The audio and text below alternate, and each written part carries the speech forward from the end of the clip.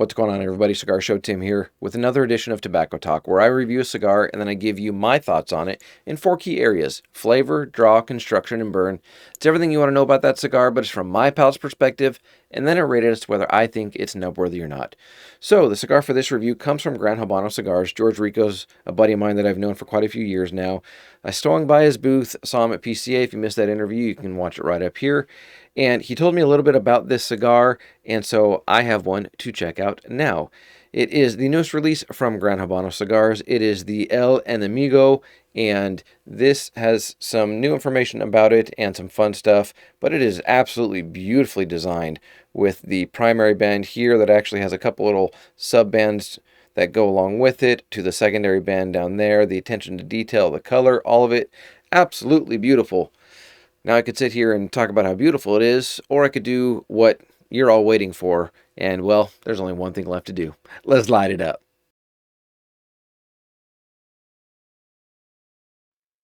Okay, so I went with a straight cut on this cigar. On the cold draw, I'm picking up notes of a very, very sweet honey graham cracker, a little bit of cedar wood, and a little bit of dried fruit. So, let's toast her up. Okay, upon initial light up, I'm picking up a very, very pronounced, like skin of a peanut flavor note on there, with some cedar wood, a little bit of leather, and there's just the faintest hint of some white pepper that's in there as well. I'm going to jump into the first third. When I come back, I'll let you know what the blend is on this cigar, any other information that I have to share with you, and of course, well, the flavor profile and how it's been treating me.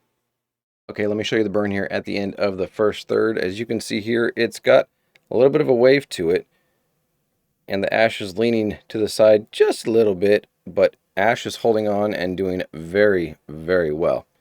I'm not worried about that little bit of a wave in a burn line because solid construction.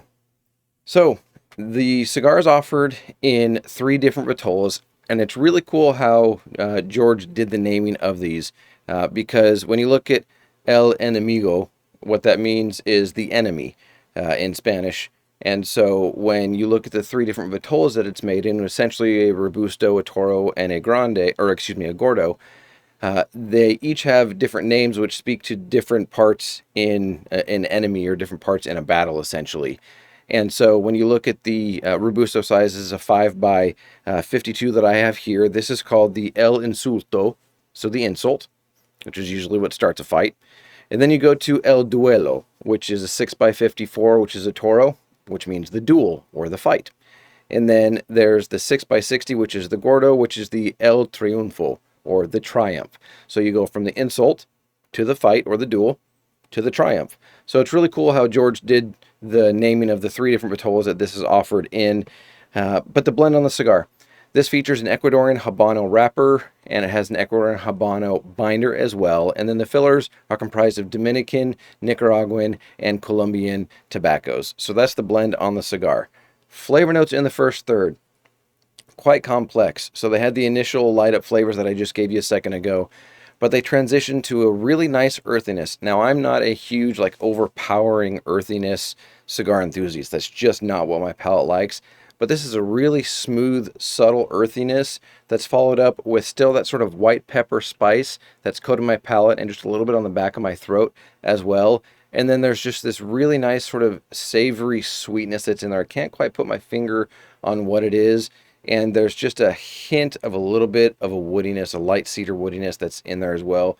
All of the flavors meld together very, very well and blend very complementary to each other. Strength on the cigar right now, I would say, is probably about a mild plus. It seems like it's starting to ramp up just a little bit. We'll see if it gets any stronger, but that's the blend on the cigar. Those are the 3 different vitolas that it's offered in and the name behind them, as well as what the cigar name means specifically for this line of cigars, or this new cigar that's put out by Gran Habano Cigars. So I'm going to jump into the second third. When I come back, I'll let you know any changes to the flavor profile. The draw on this is doing very, very well. Plenty of smoke output. You've seen the construction. Ash is stacking up very nicely. Nice solid ash. And so I will let you know anything that comes along in the second third that I think is noteworthy, so that you can understand what the cigar's like. Okay, let me show you the burn here at the end of the second third. You can see here still has just a little bit of a wave to it, but not much at all. It's corrected itself and doing quite well. Okay, flavor notes in the second third. So that sort of sweet, savory note has come out much more of like Hershey's dark chocolate. That sweeter dark chocolate. It's not the bitter dark chocolate like the baking cocoa, but it's like a really nice dark Hershey's chocolate sweetness that's in there, mixed with a little bit of like a combination between a white and a black pepper. Those are the two most prominent flavor notes that I'm picking up right now. And the overall like flavor on my palate is, I don't know if you've ever tried the spicy chocolate. Like there's chocolate that has, spice added to it, whether it's capsaicin, from a certain pepper or whatever it may be. There's a little bit of that in there, which is a unique combination, but I'm really enjoying it. I like spicy stuff, so for me, I really enjoy this. It's not crazy spice. It's not going to knock you back. It's on the retrohale, it's actually extremely smooth. So I'm getting that pepper sweetness. I'm getting that dark chocolate that's in there, and those two combined. And then there's still just a nice, savory sort of baking spice note that's in there as well, with it really, really good here in the second third. Strength on this is probably touching into a good solid medium now. It hasn't gone up a lot, but it has gone up to, I would say, a good solid medium in the strength. I don't know if it's going to continue to build. Time will tell on that. Draw is right where I like it. Construction, everything. And I'm going to show a picture that's going to come up right here. And you'll see that when the ash finally did fall off on its own, I was going to set it in my cigar rest with the ashtray there, and it broke off on its own and fell in perfectly and stayed as just a really solid chunk of ash. So construction on this cigar is absolutely phenomenal.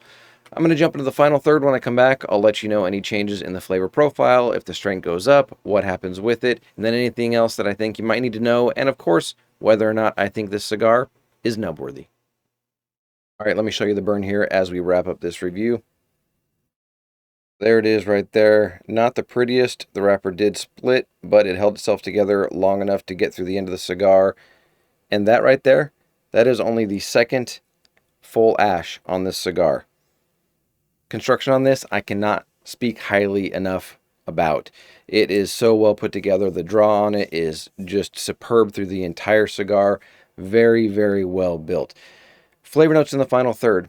So the earthiness that was there in the first third did come back. It is not a crazy overpowering earthiness, but it's there, and that sort of spicy black pepper chocolate note is still there as well. The pepper is a little more pungent, closer to a red pepper when you retrohale, if you don't blow much of the smoke across your palate before retrohaling. So it might get you a little bit if you're not a fan of the spice and you retrohale immediately. But for me, it was not overpowering whatsoever. So you've got the black pepper spice, borderline red chili pepper on the retrohale if you do a retrohale first before blowing much of the smoke out of your mouth, like I just said. And the strength on this, I would say, ended at probably about a medium plus. Very full-bodied flavor, rich, deep flavor profile on this. Really, really enjoyable. And again, all of the flavor notes are just balancing out. And there's a little bit of nuttiness that came back in the final third as well. It's not that skin of a peanut. It's just a nice like toasted nuttiness that's in there. Not a specific nut that I can pick out at least. But it is done very, very well. Okay, when all is said and done, is this cigar nub-worthy? Absolutely, this is nub-worthy. This is what's considered part of the premium line of the Gran Habano's portfolio, but it is one that I think you absolutely need to check out. If you enjoy the flavor notes that I talked about, then this is a cigar that I would highly recommend. If this is something that you're like, okay, I want to get more into the medium cigars with a little bit more spice, this is a great one for you to enter that realm with. Nub-worthy, great smoke output, great draw, all of it. If this sounds like a cigar that you would be interested in checking out, go ahead and put some comments down below. Let me know your thoughts on it. If you have had this cigar, then let me know that as well. What were you picking up? Was it similar to my flavor notes? Was it similar to my experience? Or did you have a completely different experience? I'd love to get your take on it. But overall, absolutely nub-worthy. Go and find the El Enemigo from Gran Habano Cigars. And if you enjoy the flavor notes that I mentioned, I don't think you'll be disappointed at all. So that's going to do it for this edition of Tobacco Talk. Enjoy your cigar journey, everybody. I'm Cigar Show Tim. As always, I'll see ya